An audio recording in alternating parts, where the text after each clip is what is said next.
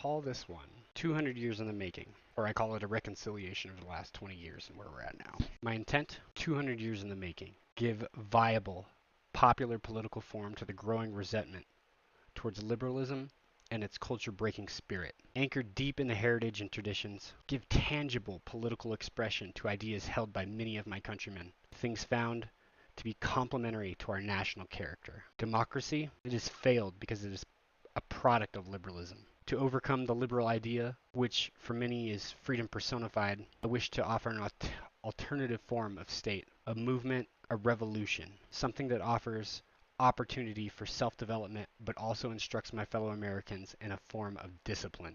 Well, freedom requires responsibility. Individual liberty and personal obligation walk hand in hand. I raise my fist steady towards alien and foreign interests. Our dollar shall not be holden an outcome that which your handed intention of control will find the people of my country lost in depravity. The first standard we learned, the gold standard. Well, the gold standard should become our standard in monetary transaction as well, but the gold, it being represented by the work taken to pull it from the earth.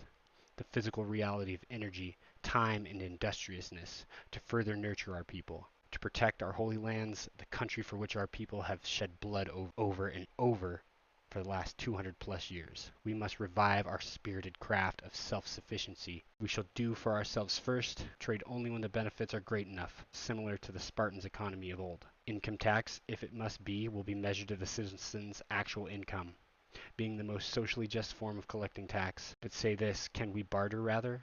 Can we trade in the form of labor rather than money? Can our currency reflect the value of the labor in which we spend our precious time in duty to a cause? Imagine an economic system based only in necessity, calling out international and high private finance, cutting them, needing not gold or precious jewels, but having more in technical aptitude and proven industriousness of the American people. Technology and hard work shall become our gold. It was and is a struggle, but especially against the people who seem to have unlimited power in our society. A satanic or evil power, it's taking over our whole nation, acquiring all the key positions, not only of the spiritual and intellectual life, but also the political and economic life. These criminals have rejected the Americans' willingness for peace because it, in our nature, is contrary to their capitalist interests. In such an evil undertaking, they dare cover their actions in a facade, calling and naming their actions done in the name of the big G, God, committing blasphemy against Providence. Therefore, his, theirs, ours, the only reward can be destruction. So beyond this, today, we fight, not only for our own existence, but to free the world of a conspiracy which knows no hesitation in subjugating the happiness of nations and man to its base egotism. We have no God, but what we do have is living manpower. What we have is sacred diligence and sacred will. In such a struggle of life and death, this is in the end more times decisive than gold. As concerns for America, we have never been afraid of facing an enemy on one front. We have successfully defended two fronts. We have one front now, and rest assured we will not shake. We shall hold our own. Rest assured. We face times of great change. Struggle carries our nation. It always has, though. A greater number of us will put on clothes, uniforms, battle dress. We will wear this once more. And nevertheless, we will bring down these manifestations and eliminate them.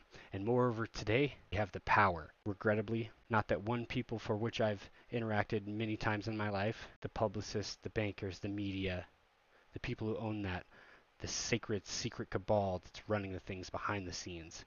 Not their people as a whole are responsible for this, but there are a few people whose stubborn hatred and insanity have sabotaged every attempt in reading and reaching an understanding. They are supported by an international enemy, an enemy of the world whom we all know. History has taught us that life has shown me, and I am convinced that no understanding is possible with these men. They're insane idiots. All they could do is cover what their actions truly say. And I believe that is, we want another war. We want you to be our slaves, and we want most of you. For years I sought an understanding under any circumstances for those in power, but those in power only cried out to me, make war, bring death. Well, now you'll have it. And if this America today possesses an attitude, it will be because the American right has pulled the people up by its bootstraps again, creating the mental psychological, moral, and also the material conditions for enormous victories by our military, our people. Renewed, we are young, but the knowledge we have we hold true. Every warrior knows it and must know it, that the armies which march today beneath our banner are revolutionary armies of the Republic. They carry in their hands not only the faith in America as it once was, but they carry in their hearts the faith in America as we all imagine it will be in the future, which we have fought for so long, the faith in a better republic, in which the great goals of our movement shall be we, you and I. Together we shall show these gentlemen the force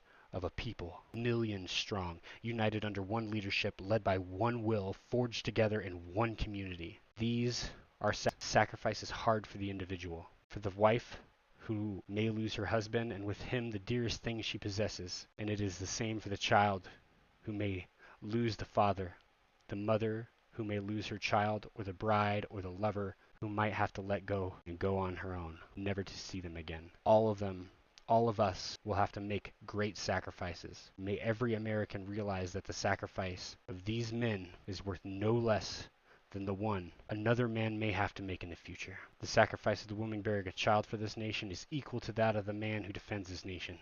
Period. Countless millions will fall on the battlefield for this, and have.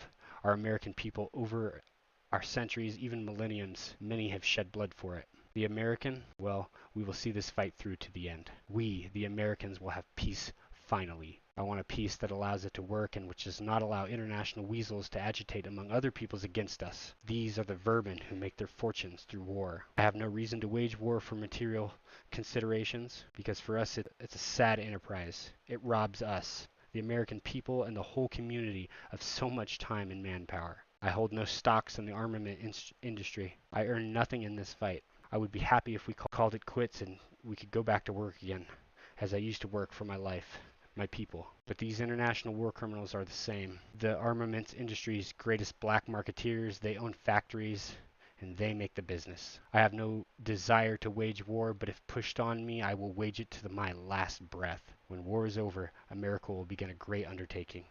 A cry of arise will echo from sea to sea. Then finally, we will abandon the production of cannons. Labors of peace and rebuilding work for the masses shall begin, and will be known as the last men to defend your freedom. Those men. We wore gray.